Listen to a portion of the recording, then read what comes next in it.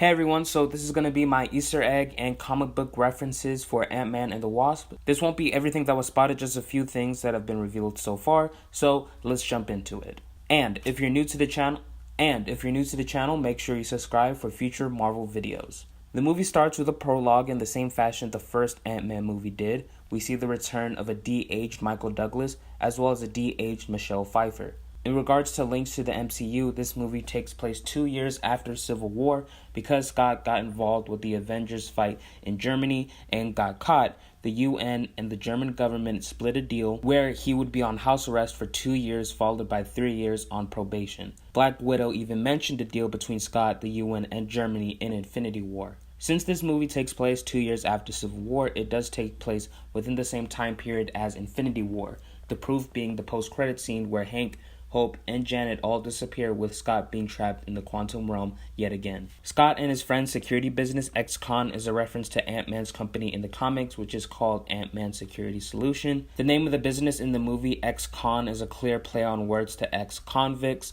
which is what all four of them are, but it can also be interpreted as a reference to the X-Men, which is currently on everyone's minds because the Disney and Fox merger is close to becoming a done deal. Someone in the movie mentioned spectrometers. I can't remember who, it could have been Hank. However, spectrometers were first mentioned in the first Avengers movie by Banner. You have to narrow your field. How many spectrometers do you have access to? How many are there? Call every lab you know. Tell them to put the spectrometers on the roof and calibrate them for gamma rays. I'll rough out a tracking algorithm, basic cluster recognition. At least we could rule out a few places. Before Louise left Scott's house early in the movie, he tells himself that he's the boss, which is what Scott called himself in Civil War. I'm the boss, I'm the boss, I'm the boss, I'm the boss. Scott mentions that baseball caps and sunglasses are a terrible disguise, mentioning that they just look like themselves at a baseball game, and the whole baseball cap and sunglass disguise is a common trope throughout the MCU and probably in every movie ever made. Hank has a vintage Hot Wheels toy set all modified to shrink and grow for easy transportation. Scott controls the ants to cover the security cameras in the FBI so Hope and Hank can escape, a move that was first made in the first Ant-Man movie. Kurt refers to Ghost as Baba Yaga, a fictional character in Russian folklore, but also a character in the comics. So now let's talk about suits. There are a variety of suits featured in Ant-Man and the Wasp, such as the original red and black Janet Van Dyne Wasp suit. During the prologue, we get a glimpse at the prototype Wasp suit that was first revealed in the Ant-Man post-credit scene. And in this movie, we get a more advanced look at said prototype.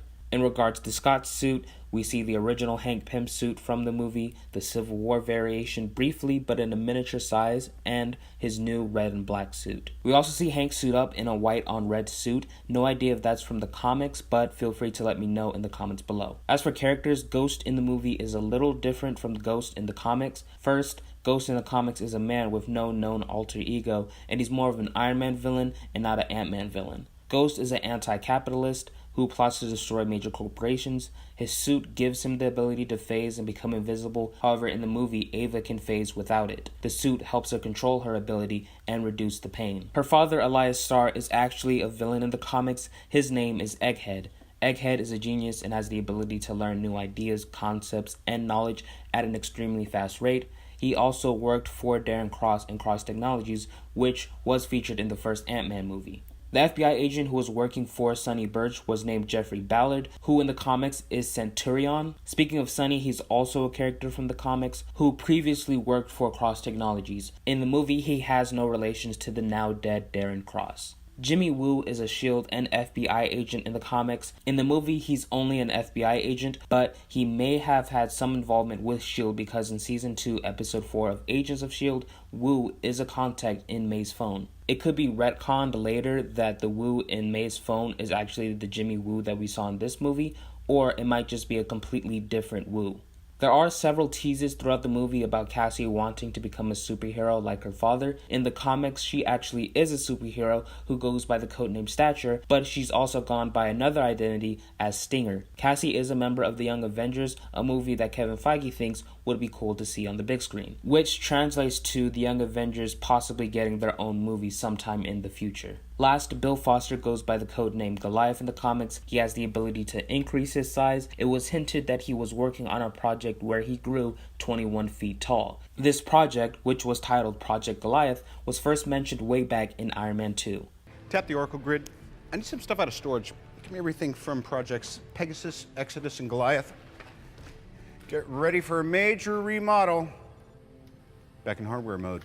Even though Scott first appeared as Giant Man in Civil War, this is the first time he was called Giant Man through news outlets. There are 2 movies that played during this movie. First, Animal House, which played in the scene leading up to Scott getting kidnapped by Hope. The quote in the movie that was playing was, "One tiny atom in my fingernail can be one tiny universe," which is alluding to the quantum realm. There's also Them, which is about an FBI experiment gone wrong, resulting in the creation of giant ants. This movie played during the last scene of this movie, where Scott, Hope, and Cassie were watching the movie in shrunk-down cars on a laptop to imitate a drive-in theater in their backyard. As for the Stan Lee cameo that occurred during the car chase in the 3rd act, he mentioned that the 60s were great, but now he's paying for it, which was a reference to the prominence of LSD and other psychedelic drugs during that era. And last, the Quantum Realm has been teased to feature a glimpse of the future for the MCU. However, we'll have to wait until the digital release of that movie because Kevin Feige said that those shots are only visible frame by frame,